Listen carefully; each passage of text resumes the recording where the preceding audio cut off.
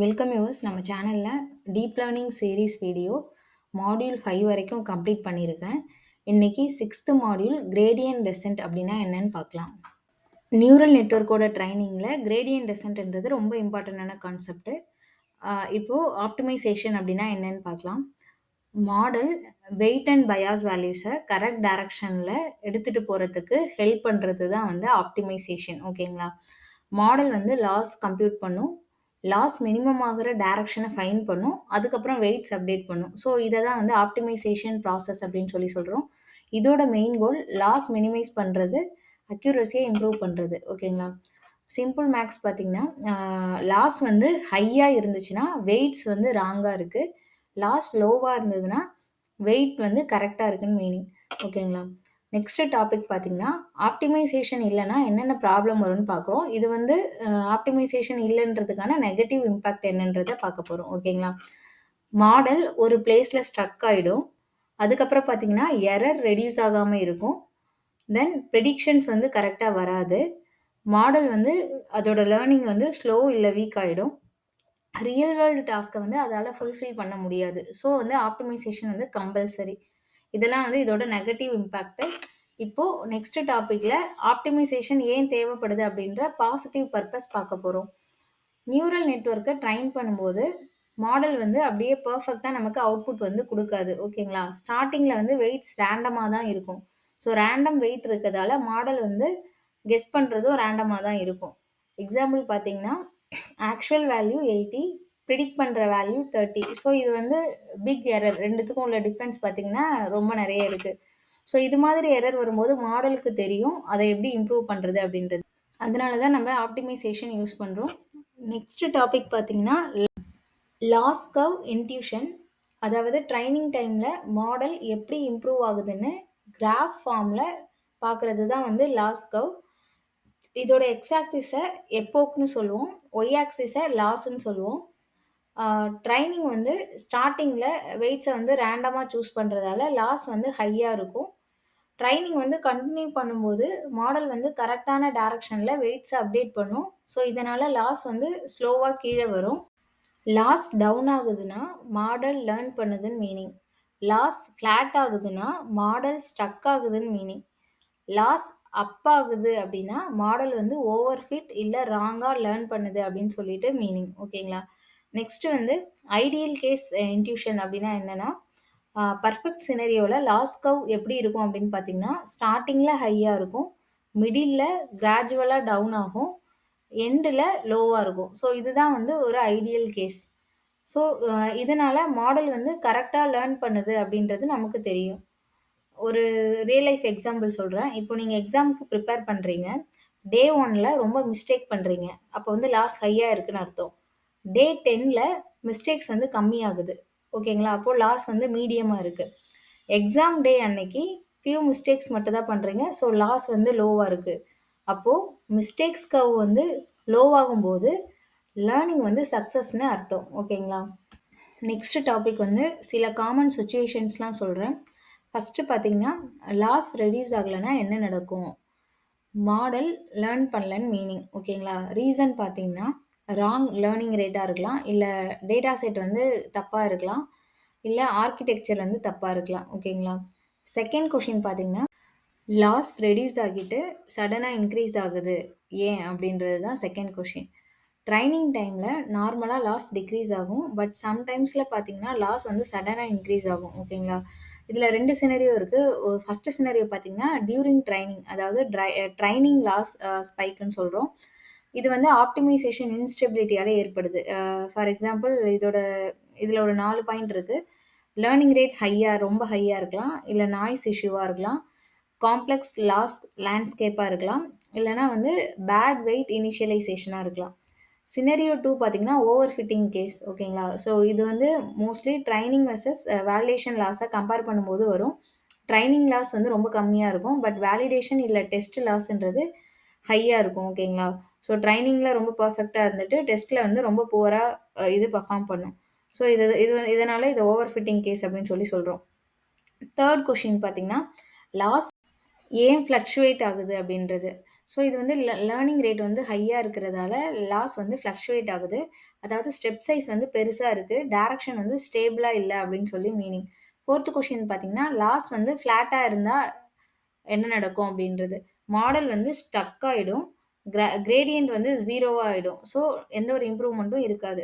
So ஓவராலா பார்த்தீங்கன்னா, loss curve அப்படின்றது என்னென்னலாம் நமக்கு சொல்லுது அப்படின்னு பார்த்தீங்கன்னா, மாடல் வந்து லேர்ன் பண்ணுதா?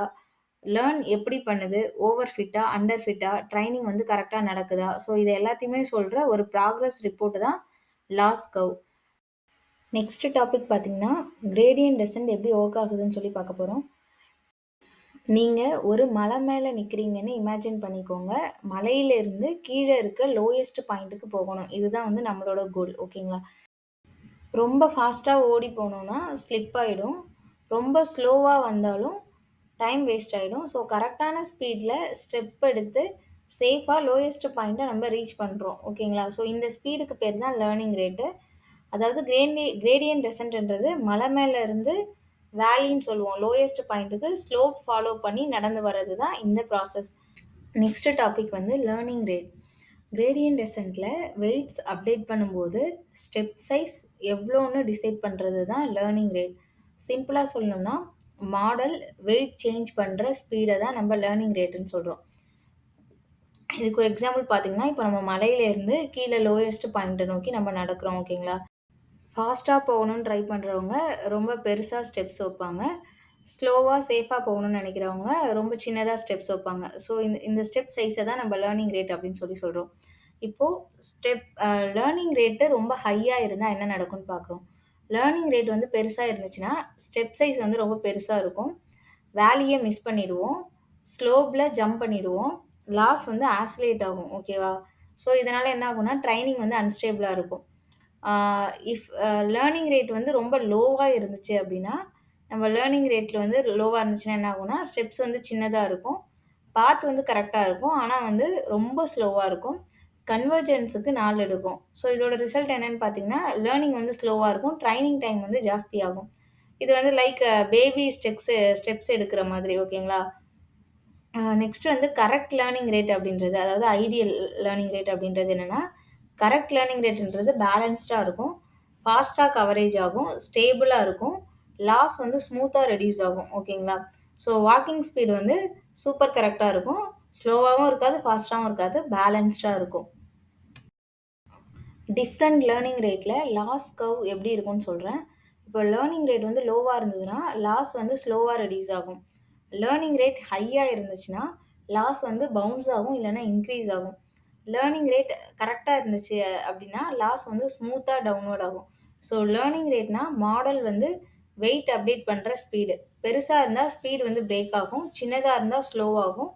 கரெக்ட்டா இருந்தா ஸ்மூத்தா லேர்ன் பண்ணும். ஸோ இதுதான் வந்து learning rate. Gradient descent formula படி பார்த்தோம்னா, நெட் வெயிட்ன்றது old weight minus learning rate into gradient. ஓகேங்களா? ஸோ லேர்னிங் ரேட் வந்து ரொம்ப ஹையா இருந்தா ட்ரெய்னிங் வந்து ஃபெயில் ஆகும். லேர்னிங் ரேட் ரொம்ப லோவா இருந்தா ட்ரெய்னிங் டைம் வந்து ரொம்ப எடுத்துக்கும். ஓகேங்களா? ஸோ நெக்ஸ்ட் டாபிக் பார்த்தீங்கன்னா, local versus global minima. Loss கர்வ்ல மல்டிபிள் லோ பாயிண்ட்ஸ் இருக்கும். ஓகேங்களா? ஸோ குளோபல் மினிமான்றது லோயஸ்ட் பாசிபிள் லாஸ். அதுதான் வந்து குளோபல் மினிமா. இதுதான் வந்து பெஸ்ட் சொல்யூஷன். லோக்கல் மினிமான்றது டெம்பரவரி லோ பாயிண்ட். ஓகேங்களா? இது பெட்டர் சொல்யூஷனா இருக்கும். பட் மாடல் வந்து அங்கங்க ஸ்ட்ரக் ஆயிடும்.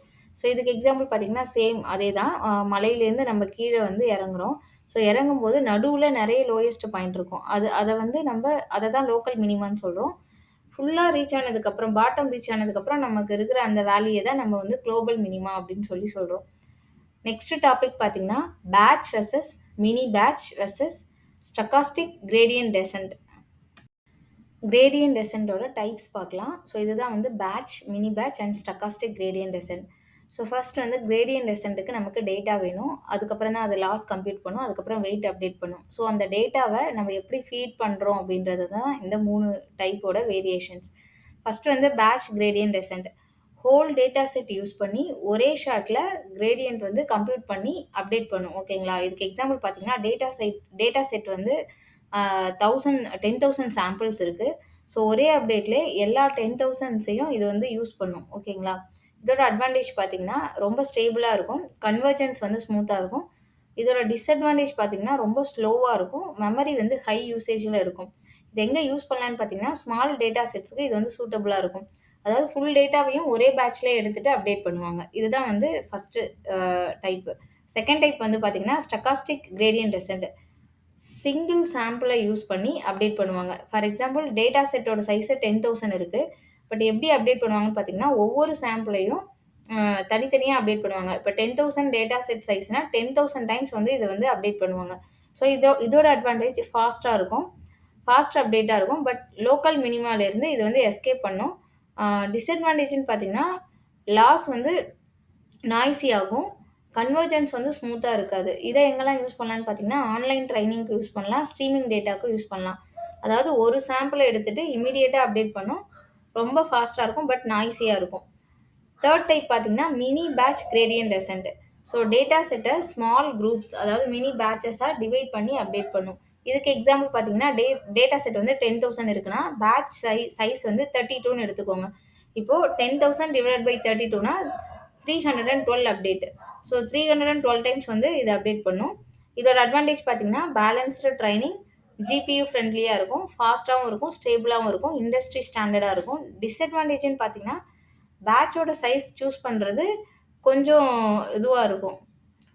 இத எங்கெல்லாம் யூஸ் பண்றோம்ன்னு பார்த்தீங்கன்னா, எல்லா மாடர்ன் டீப் லேர்னிங் மாடல்ஸும் இத தான் யூஸ் பண்ணும். CNN, RNN டிரான்ஸ்ஃபார்மர்ஸ் இங்கலாம் இது யூஸ் ஆகுது.